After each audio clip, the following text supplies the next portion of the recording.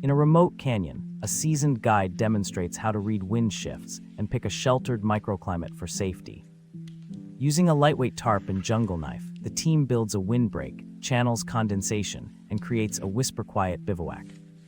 Next, they improvise a low-energy signaling system with mirrored metal and smokeless campfire smoke to attract rescuers.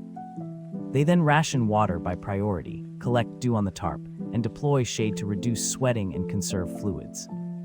Finally, the expert reveals a rapid, field-tested drill for self-rescue, teaching navigation, shelter relocation, and mental resilience under pressure.